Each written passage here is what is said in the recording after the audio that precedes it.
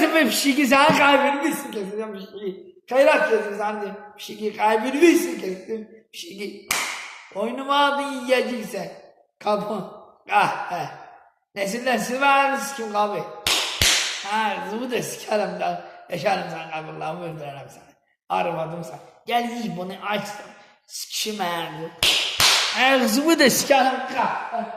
Yaşarım sen da. Allah kafayı yana. Nesil var sikerim.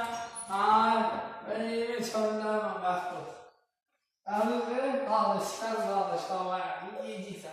Ben de bir alışkıyla açmam. Ben sikimi gitmezsen oyuncu kahve. Ben sikimi gideceksen ben ne diyeceğim. Ben izledim sen sikimi. Beste de sen kalbimizsin. Beste de bana ağlaş. Ağlaş.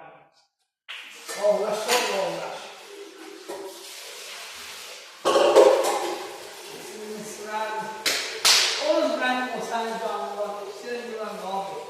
Allah aşkına mümin. Aşklar Allah. Afarı bastın sen. Cemaate yaptın. Ne ölmüşsün. Yemeği ben şey yaptım. Yalan sikimi. Sikimi her bizim yalanmasan. Ve sikimi her uğraşardım. Çıkan ürünü sırçak. Sikan kardeşler verdiğim derler. Ürünü sırçak. Sen sikan kardeşler verdiğim. Adam deksen abi eşki. Çok uğraş. Çok seviyorum üstelik.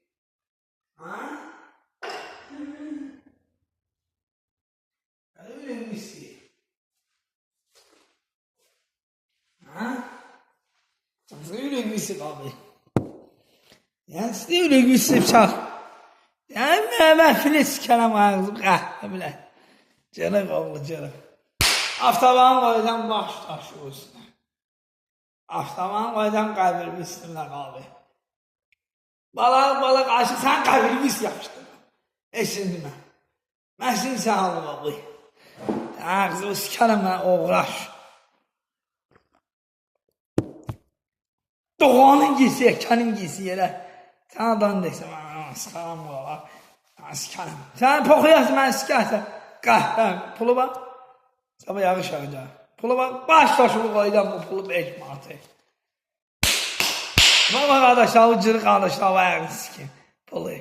Öden kahve. Asıqanım kardeşler, o kahvenin üstüne sikerim kardeşler var.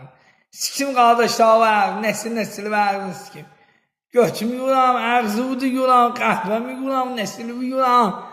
Bu gülü yapıştırdım sana kalbini üstüne. Bu kamili karşı kabili kalbini üstüne. Sikim kabili doğan. Sikim kabili